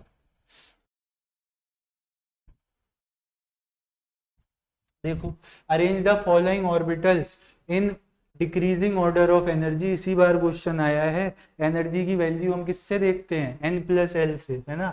एनर्जी की वैल्यू किससे देखते हैं, एन प्लस एल से। देख लो सर, आप देख तो लो आज इसको। ये कितना आ रहा है, एन प्लस एल से 3 आ रहा है, ठीक है। ये कितना आ रहा है, 4। ये कितना आ रहा है, 4। ये कितना आ रहा है, 5। तो सबसे ज़्यादा एनर्जी किसकी हो जाएगी, डी की। फिर आप डिसाइड करो सर किसमें, बी और सी में। तो जिसकी एन की वैल्यू हाइयर उसकी एनर्जी हाइयर, ठीक है, सी और ए। तो आपको हो सकता है भाई पलट के लिख दिया हो ऑप्शंस इस तरीके से, इंक्रीजिंग ऑर्डर इसको कहा जाता है ना आज के ज़माने में। आज के ज़माने में क्या सर, हमेशा से। भाई ये लगाया मैंने, एन प्लस एल की वैल्यू ज़्यादा तो एनर्जी ज़्यादा, है ना। और अगर एन प्लस एल की वैल्यू क्या आ रही है, सेम, तो हाइयर वैल्यू ऑफ एन, है ना, और एनर्जी भी क्या हो जाएगी, एनर्जी भी हाइयर हो जाएगी, ठीक है। इसको आप नोट कर लेना, क्वेश्चंस नोट करते चलना बच्चों। कलेक्शन हो रहा है टॉपिक वाइज, हर बार कहता हूँ मैं। देखो इस बार आया है, इक्वेशन देख के बच्चे है ना हाथ पाँव फूल जाए, ऐसी इक्वेशन है ये। बट कोई नहीं करना है। देखो रेडियल नोट किस वजह से होगी, रेडियल पार्ट की वजह से। रेडियल नोट किस वजह से होगी, रेडियल पार्ट की वजह से। अब देखो कहाँ पे है रेडियल पार्ट, ये है ना आपका, ये ऐसे लिखा है। इसको अगर मैं थोड़ा सही से लिख दूं तो ये लिखा है, ये जो ब्रैकेट है 2 माइनस आर ए नॉट, ठीक। एक्सपोनेंशियल इनको जीरो कर नहीं सकते आप, क्योंकि एक्सपोनेंशियल की कुछ ना कुछ वैल्यू होती है। तो फॉर रेडियल नोड हमें चाहिए क्या, हमें चाहिए कि हमारा रेडियल फंक्शन क्या हो जाए, ज़ीरो। तो उसको आप ज़ीरो के इक्वल रख देना, 2 minus r upon a naught equal to zero. तो यहाँ से कितना आ रहा है, ये आ रहा है 2 इक्वल टू आर अपॉन में ए नॉट। और आर, आर नॉट कितना आ जाएगा, आर नॉट आ जाएगा 2 ए नॉट। आर नॉट कितना आ जाएगा, 2 a naught. Option C will be the correct answer. ये क्वेश्चन भी देखो बच्चों इसी बार आया है, तो आप ध्यान देते चलो क्वेश्चंस पे भी। आ जाओ, एक आध कोई कॉन्सेप्ट अगर मिस होगा तो क्वेश्चन में कवर कर देंगे। देखो, the magnetic movement of the transition metal compound has been calculated 3.87। भाई एक बात ध्यान रख लो आप, ठीक है, जो भी मैग्नेटिक मूवमेंट आएगा, ठीक, म्यू की वैल्यू जो आएगी वो approximately n plus 0.75 B M होगी। क्या बोला, जितने भी अनपेयर्ड इलेक्ट्रॉन हो उसमें 0.75 रफली आप ऐड कर देना, उसके आसपास क्या आ जाएगा, वो हर मैग्नेट्रॉन, वो आ जाएगा आपका spin only magnetic movement. Titanium 2+, configuration लिखो टाइटेनियम 2+ की। देखो टाइटेनियम होता है बच्चों 21, ठीक है, 4s2 3d1। आर्गन 18, 18 तक तो ऐसे ही भरा है, आप अपना भर के देख लेना, ठीक है, जो तरीका बताया है मैंने। बट सर वो क्या कह रहे हैं, 2+, स्कैंडियम टाइटेनियम, यहाँ 22 आएगा और यहाँ पे भी 2 आएगा। इसका मतलब ये 2 इलेक्ट्रॉन्स चले गए और ये क्या बचा, 3d2 बचा। तो यहाँ पे n की वैल्यू क्या आ रही है, 2, बट मैग्नेटिक मूवमेंट कितना आ रहा है, 3, तो ये नहीं होगा। सेकंड देखो आप, वेनेडियम 2+, आर्गन 18, 4s2 3d3। भाई ध्यान रखना, पहले 4s से ये निकल गए, ये क्या बचा, 3d3 बचा। एन की वैल्यू कितनी है 3, तो इसका मैग्नेटिक मोमेंट जो आएगा समथिंग अराउंड 3.75 बोहर मैग्नेटॉन आएगा, और वो इसी का आ रहा है। तो vanadium 2+ will be the right answer. बताओ इसका जो आता वो 2.75 के आसपास आता, तो ये तो हमसे पूछा नहीं था, ठीक, तो इसलिए हमारा आंसर क्या सही हो जाएगा, वेनेडियम 2+। देखो, arrange in the correct order of increasing energy, अभी तो किया था ऐसा क्वेश्चन, लो फिर से आ गया। यहाँ पे n+l की वैल्यू 5, यहाँ पे n+l की वैल्यू 5, यहाँ पे n+l की वैल्यू 6। अबे इंक्रीजिंग एनर्जी, ये तो पॉसिबल ही नहीं है, ठीक है, n1l0 होना चाहिए था। चलो 1 मान लेते हैं, इसको पलट लेते हैं ऐसे, ठीक है, एक्सचेंज कर लिए, कितना आ गया 1। तो सबसे ज़्यादा एनर्जी किसकी होगी, 6 वाले की, है ना, सी वाले की एनर्जी क्या हो गई, मैक्सिमम। अब इनमें चेक करो, ए और बी में जब n+l की वैल्यू सेम होती है तो हाइयर वैल्यू ऑफ n की एनर्जी ज़्यादा होती है, यानी कि बी, फिर कौन आ जाएगा, ए, और लास्ट में कौन आ जाएगा, डी। कुछ और रहा होगा वहाँ पे, अब जब नहीं दिख रहा है तो मैंने चेंजेस कर दिए, आप अपने ओरिजिनल क्वेश्चन में देख लेना कहीं पे अगर मिलता है तो। तरीका देखो आप, n+l वैल्यू जिसकी ज़्यादा उसकी एनर्जी ज़्यादा, और जब n+l वैल्यू सेम तो हाइयर वैल्यू ऑफ n की एनर्जी ज़्यादा हो जाएगी। ये देखो, एसर्शन और रीजनिंग ध्यान से पढ़ना बच्चों इसको, ठीक है, बहुत ध्यान से रीड करो आप इसको और फिर मुझे आंसर बताओ।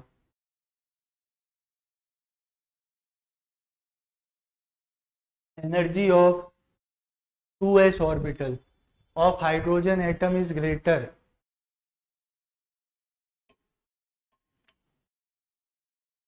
than 2s orbital of lithium। बताओ, energy of the orbitals in the same subshell decrease with increase in the atomic number। बताओ क्या कहानी चल रही है, क्या आना चाहिए आपके हिसाब से। मेरे हिसाब से तो सर दोनों ही सही हैं, ठीक, आप अपने हिसाब से बताओ। भाई एनर्जी तुम्हें अभी तो बताई थी, हल्का फुल्का यहाँ पे आप ये भी कह सकते हो कि वो अपना बोहर्स मॉडल, है ना, थोड़ा बहुत ये भी यूज कर सकते हो।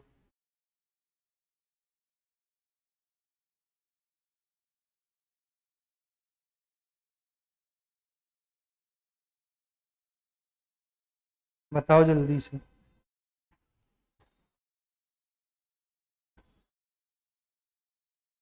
देखो एनर्जी जो है ना, अगर मैं बात करूं सेम सबशेल में, क्या, अगर मैं एनर्जी की बात करूं किसमें, सेम सबशेल में, तो वो डिक्रीज होते रहती है। यही तो लिखी है सर बात, क्यों होता है ऐसा, इसको मैं एक्सप्लेन कर रहा हूं आपको। अगले चैप्टर में हम एक प्रॉपर्टी पढ़ेंगे, जेड इफेक्टिव, है ना, due to increase in Z effective. क्या होता है जेड इफेक्टिव, ये होता है बच्चों इफेक्टिव न्यूक्लियर चार्ज, मतलब जो ऑर्बिटल्स होती हैं, जो न्यूक्लियस से चार्ज चलता है उनको बीच में क्या कर देते हैं, चार्ज को शील्ड कर देते हैं, तो बचा हुआ चार्ज, मतलब चार्ज आगे पहुंचता है, बट जैसे जैसे आप लेफ्ट टू राइट पीरियड में मूव करोगे तो एक एक इलेक्ट्रॉन और प्रोटॉन बढ़ता रहता है, जिसकी वजह से इफेक्टिव न्यूक्लियर चार्ज बढ़ता रहता है, ठीक है, और डिस्टेंस क्या रहता है, सेम रहता है। तो जेड इफेक्टिव बढ़ने के कारण जो इलेक्ट्रॉन होता है वो ज़्यादा अट्रैक्शन फील करता है, तो उसकी स्टेबिलिटी बढ़ जाती है, यानी कि एनर्जी क्या हो जाती है, कम, ठीक। तो जनरली ये देखा गया है कि एनर्जी जो होगी, है ना, हाइड्रोजन के 2s की वो ज़्यादा होगी एज कंपेयर टू किसके, हाइड्रोजन हीलियम लिथियम, ठीक है, इसके लिथियम के 2s से। लिथियम आना चाहिए क्या, ठीक है, लिथियम, और ऐसी फिर ये रहा आपका सोडियम, इसकी एनर्जी। तो यही वाली बात है कि जो एनर्जी होगी वो जो है आपकी वो क्या हो जाएगी, कम होती रहेगी, ठीक है। तो हमारा both assertion and reasoning are true and are is the correct explanation. बताओ समझ आई बात, आई कि नहीं आई, आई गई होगी, है ना।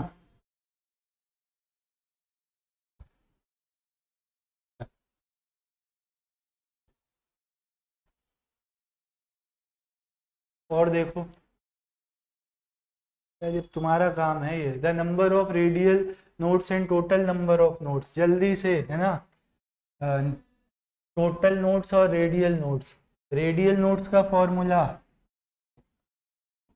n minus L minus one, 4 minus one कितना आ गया 2। और क्या बोल रहे हैं, टोटल, टोटल होता है n माइनस वन, सीधे फॉर्मूले ध्यान रखो, है ना, काम हो जाएगा। 2 और 3, ये रहा, A option is the correct answer. ठीक है, तो फॉर्मूला याद होगा तो भी आप कर सकते हो। इसको देखो, विच of the following is the correct plot density, है ना, इसके लिए 2s ऑर्बिटल के लिए कौन सा ग्राफ सही है बताओ। 2s ऑर्बिटल के लिए कौन सा ग्राफ सही होगा।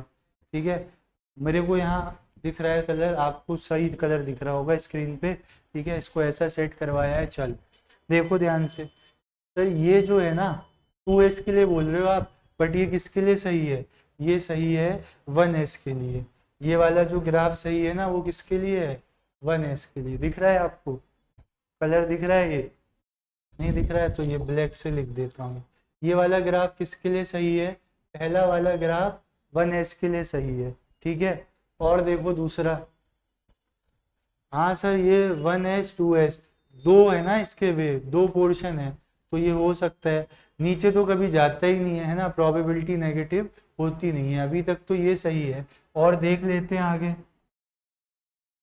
डी ग्राफ ये है, तो यहाँ 3s के लिए सही हो जाता है ये। ठीक, तो आपका आंसर क्या हो जाएगा, बी ऑप्शन। ये जो है ना ये कुछ इस तरीके से है, इतनी बना देता हूँ यहाँ पे देखो, ये वाला जो ग्राफ दे रखा है इन्होंने, ये ऐसे दे रखा है 2 3, तो ये ग्राफ किसके लिए है, ये 3s के लिए सही होता, बट हमसे 2s के लिए पूछा है, तो बी ऑप्शन क्या हो जाएगा, सही हो जाएगा।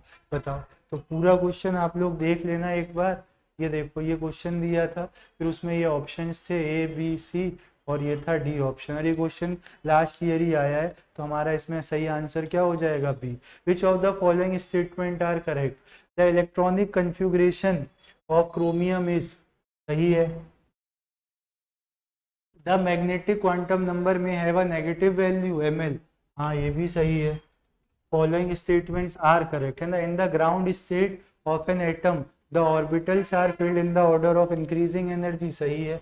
The total number of nodes are given by, नहीं, n माइनस वन। तो कौन कौन से सही है, ए बी, मतलब ऑप्शन नहीं बनाए मैंने, है ना, A B and C are correct.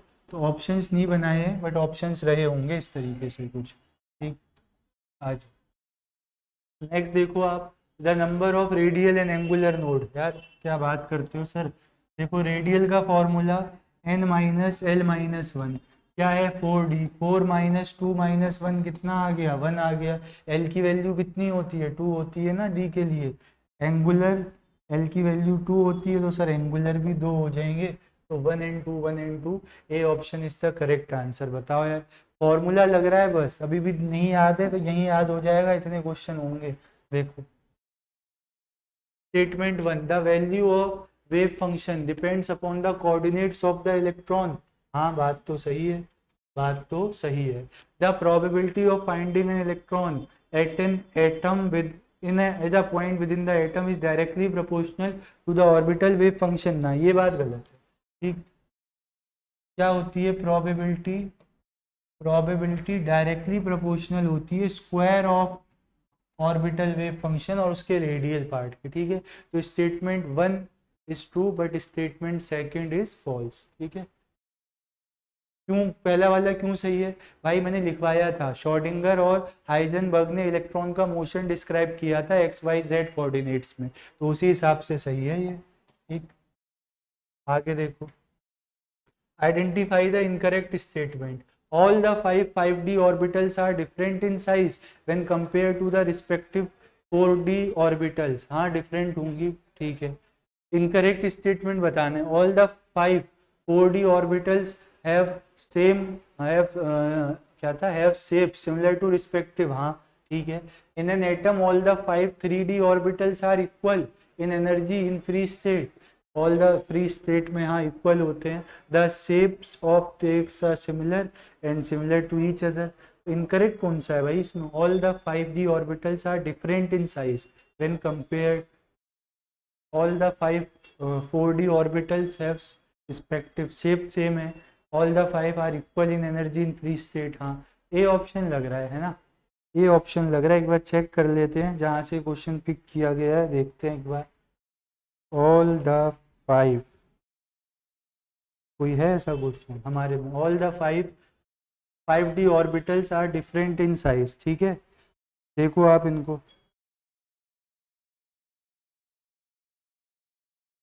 पहला वाला स्टेटमेंट गलत लग रहा है ना, पहला वाला जो स्टेटमेंट है वो क्या है, गलत।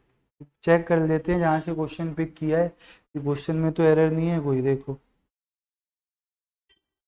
The shapes of similar to each other, हाँ ये कह सकते हैं ये वाला थोड़ा सा, ठीक है। शेप सिमिलर कहाँ होती है, ये डंबल शेप होता है ना, ये क्या होता है आपका, डंबल शेप होता है, ये डोनट होता है। देखो ये रहा आपका एक्स वाई, ये क्या है d x square y square, और ये क्या है, ये रहा आपका डी जेड स्क्वायर, ठीक है। तो अपना जो सही हो जाएगा वो डी ऑप्शन सही हो जाएगा, ठीक है। 4D 5D 5F and 6p orbitals are arranged in the orbital of decreasing energy।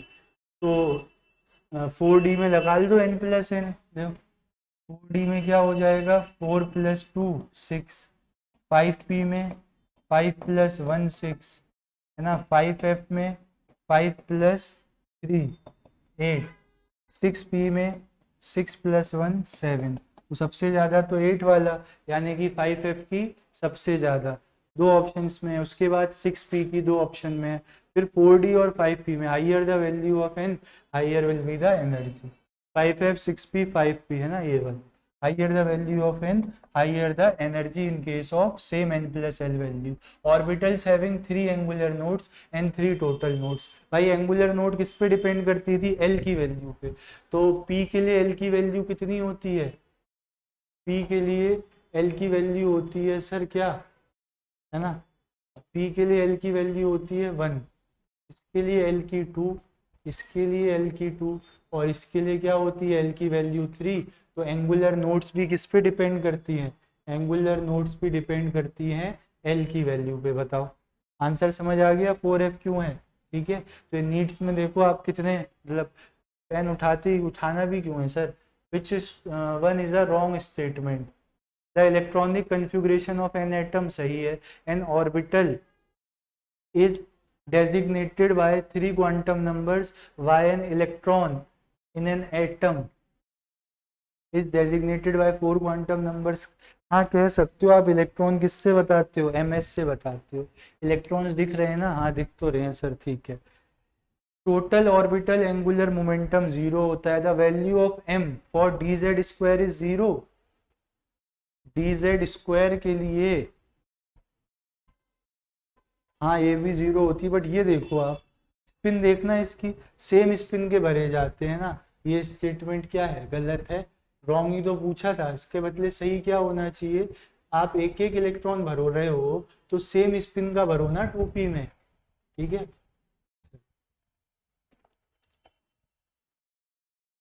देखो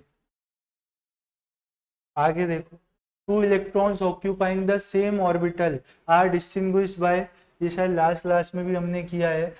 किससे डिफ्रेंशिएट करोगे, स्पिन से, या तो +½ स्पिन होगी या -½ होगी। और देखो correct sequence of filling electrons, ns n-1d n-2f, नहीं जी ns n-2f, ठीक है, n-2f nsp 6s 4f है ना, फिर 5d 6p 6f।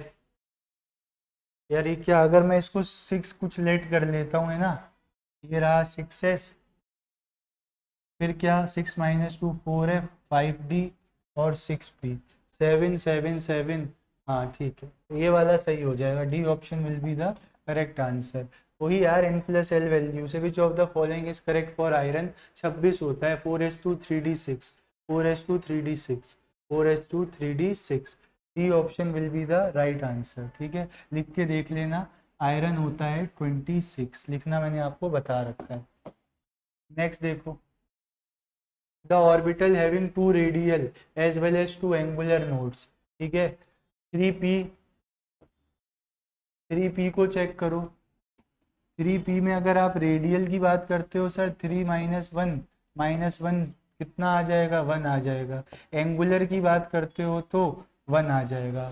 2 बोल रहे हैं ना, 4f, 4 minus S P D F, S P नहीं जी, नहीं 4d, 4 minus 2 S P D minus 1, 1 आ रहा है। 5d, 5 माइनस 2 माइनस 1 2, और एल की वैल्यू 2। तो डी ऑप्शन सही हो जाएगा आपका। फॉर्मूला लगा देना, एन माइनस एल माइनस 1, है ना, किसके लिए, रेडियल के लिए। और एंगुलर क्या होती है, एल होता है। बताओ, ठीक। और देखो,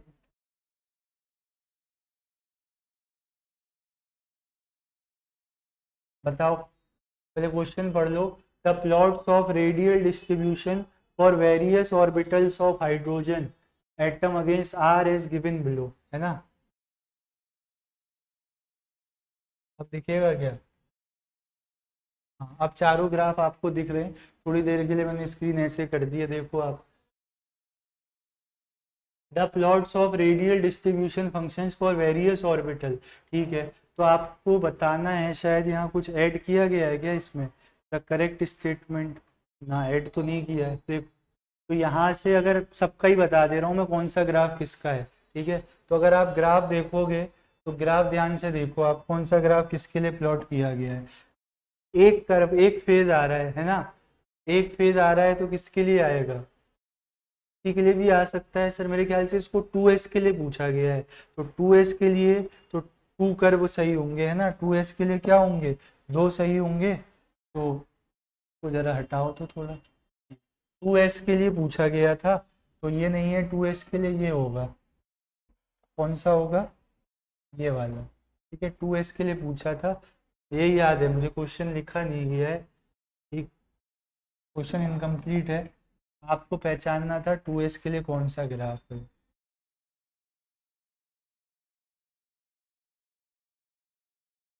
ये the correct statement about probability density, है ना। प्रोबेबिलिटी डेंसिटी के बारे में करेक्ट स्टेटमेंट बताओ भाई। वही 4 पाई r² वाला। ठीक है, it can be 0 for 1s orbital.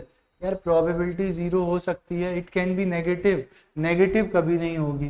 Probability क्या, प्रोबेबिलिटी नेगेटिव कभी नहीं होगी, 0 हो सकती है नोड, नोड वाले पॉइंट पे, है ना। It can be 0, it can never be 0 for 2s orbital.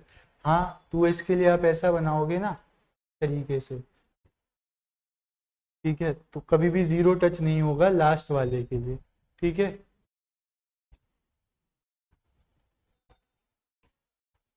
Negative नहीं होता है तो मैंने बताया ही था, वहां लिखवाया भी है। ये देखो क्वांटम नंबर्स हैं 4 इलेक्ट्रॉन के, आपको इंक्रीजिंग एनर्जी में लगाना है, लगा ही दोगे यार, बताओ जल्दी से। यहाँ कितना आ रहा है 6, यहाँ कितना आ रहा है 5, यहाँ कितना आ रहा है 5, और यहाँ पे कितना आ रहा है 4। ठीक है, तो आप ध्यान से देखो, यहाँ पे 6 वाले की सबसे ज्यादा होगी, यानी कि फर्स्ट वाले की सबसे ज्यादा कहाँ दी है, ए और सी में। सबसे कम किसकी होगी, फोर्थ की। अब डिसाइड यहाँ से करना है, तो एन की वैल्यू ज्यादा तो एनर्जी ज्यादा, यानी कि थर्ड वाले की ज्यादा होगी। C option will be the correct answer. ठीक है,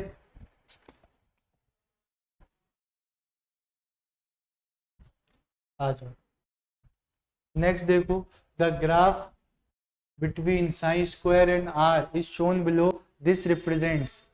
ठीक है, क्या रिप्रेजेंट करता है ये, बताओ क्या रिप्रेजेंट करता है ये। दो फेज हैं सर, तो दो ऑर्बिटल, यानी कि, और साइन स्क्वायर है, ऊपर से शुरू हो रहा है तो एस के लिए होगा। ठीक है, इसको अगर आप ध्यान से देखोगे ना, तो ध्यान से देखो ये क्या क्या बातें बता रहा है। कोसाइन कर्व है, ठीक, दो ऑर्बिटल्स हैं इसमें, क्या है, दो ऑर्बिटल्स हैं। ठीक है, तो इस हिसाब से ये जो ग्राफ है ये रिप्रेजेंट कर रहा है 2s को, है ना। ये ग्राफ किसके लिए है?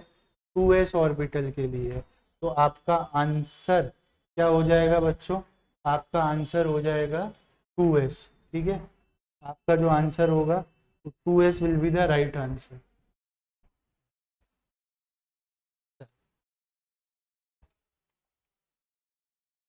नेक्स्ट देखो, the electrons are more likely to be found. The electrons are more likely to be found, किस रीजन में इलेक्ट्रॉन मिलेंगे भाई? In the region of A and C. देख रहे हो ना, इलेक्ट्रॉन मिलने की प्रोबेबिलिटी की पीक सबसे ऊपर है, एक यहाँ पे और एक यहाँ पे, तो in the region A and सी।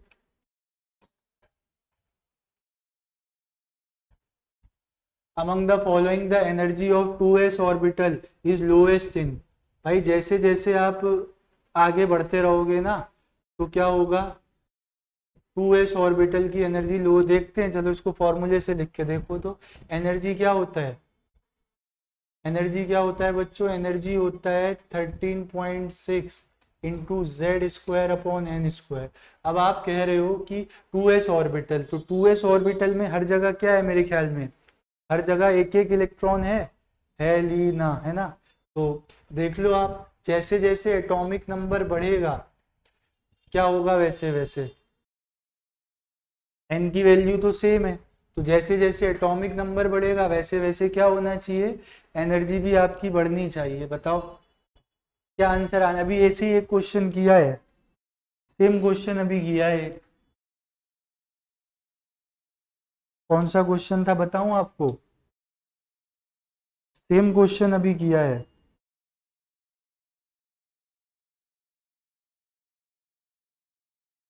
अरे भाई वो वाला नहीं किया था, कौन सा वाला, क्या बोलते हैं उसको अभी, वो एसर्शन और रीजनिंग वाला किया था ना। चलो बताओ फिर। जैसे जैसे आपकी Z square upon n square, है ना, एनर्जी बढ़नी चाहिए, एटॉमिक नंबर बढ़ रहा है तो। लेकिन अभी सर आपने एक पॉइंट बताया था, क्या? एक पॉइंट बताया था, within the same subshell energy decreases with increase in atomic number due to increase in Z effective, है ना। इफेक्टिव न्यूक्लियर चार्ज बढ़ता जाएगा तो उस हिसाब से फिर सबसे कम किसकी हो जाएगी? पोटेशियम की हो जाएगी। ठीक है, लास्ट देखो, the correct set of 4 quantum numbers. Last question है, आप बता दो। 37 एटॉमिक नंबर है, ठीक है, बता दो यार इसको तो। सर 37 है ना, तो इसके पास नोबल गैस होती है क्रिप्टॉन 36, और फिर क्या आ जाएगा? ये 5s1 आ जाएगा। ठीक, तो 5s1 के लिए n की वैल्यू 5, s की वैल्यू 0, ms की वैल्यू +½ या -½ है ना, और ml की भी क्या? 0। 5 0 0 +½ कहाँ सही है बच्चों? ए ऑप्शन में सही है। ठीक है, तो देख लो आप, लास्ट क्वेश्चन था शायद, है ना।